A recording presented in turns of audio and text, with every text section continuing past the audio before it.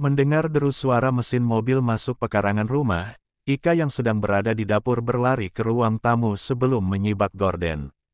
Dia langsung tersenyum melihat suaminya, Asmadi, berhenti di depan garasi. Ika segera membukakan pintu dan menyapa pria yang amat dicintainya itu. "Abang bilang 4 hari pergi ke sana. Kenapa pulang awal?" tanya Ika sambil menyambut tangan suaminya yang tersenyum mesra di depan pintu rumah mereka. Sambil berjalan masuk, Asmadi mengaku jadwal kerjanya di Pulau Pinang dipersingkat karena ada pertemuan penting yang harus dihadiri di ibu kota esoknya. Kepulangan Asmadi yang mendadak itu membuat Ika justru merasa senang. Masalahnya, sudah terlalu sering Asmadi meninggalkannya sendirian di rumah, setiap kali suaminya itu kerja di luar kota. Selepas mandi, pasangan yang baru setahun menikah tersebut menikmati makan malam bersama sambil mengobrol tentang kehidupan sehari-hari mereka.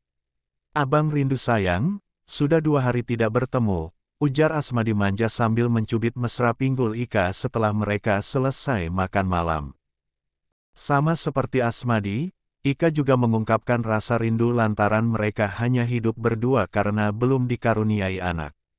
Dengan lirikan mata nakal, Asmadi kemudian menarik tangan Ika dan mengajaknya naik ke kamar mereka di lantai atas. Hangat bagaikan malam pertama, Ika rebah dalam pelukan Asmadi, tatkala mereka bercinta di bawah lampu kamar yang remang-remang. Keesokan paginya, Ika terbangun kira-kira jam 7.30 pagi. Tapi dia tidak melihat Asmadi di sampingnya. "Abang, abang!"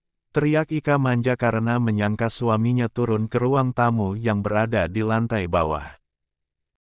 Namun Ika tidak mendapatkan jawaban dari suaminya. Ika pun turun dari ranjang dan masuk kamar mandi untuk cuci muka dan sikat gigi. Betapa kagetnya Ika melihat keadaan tubuhnya ketika melewati cermin besar yang diletakkan di sisi tempat tidurnya. Ika yang hanya memakai pakaian dalam langsung panik ketika melihat tangan, paha, perut, punggung serta lehernya dipenuhi lebam serta bekas cakaran.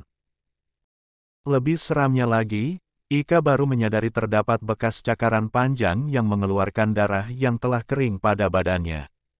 Ika langsung berlari ke bawah untuk menemui suaminya.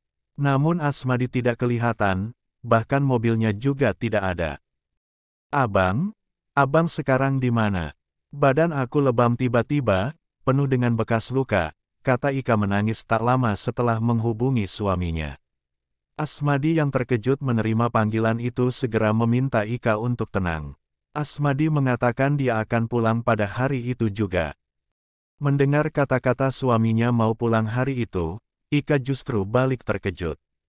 Dia malah bertanya kepada suaminya untuk memastikan, karena Asmadi ternyata masih berada di Pulau Pinang. "Kalau begitu, siapa yang pulang ke rumah semalam, Bang?" tanya Ika yang semakin panik. Ika segera meraih bajunya dan berlari keluar rumah sambil menangis ketakutan untuk meminta bantuan tetangganya. Setelah pulang ke Kuala Lumpur pada hari yang sama, Asmadi langsung membawa Ika ke seorang ustaz di Ijok, Selangor. Menurut sang ustaz, Ika rupanya telah digauli oleh jin yang sudah lama mendiami rumah yang selama ini ditinggali mereka. Dugaan ustaz, jin tersebut sering memerhatikan Ika yang sering sendirian di rumah setiap kali Asmadi bekerja di luar kota. Sejak kejadian itu, Asmadi banyak menemani istrinya, dan pada bulan berikutnya memutuskan untuk pindah rumah.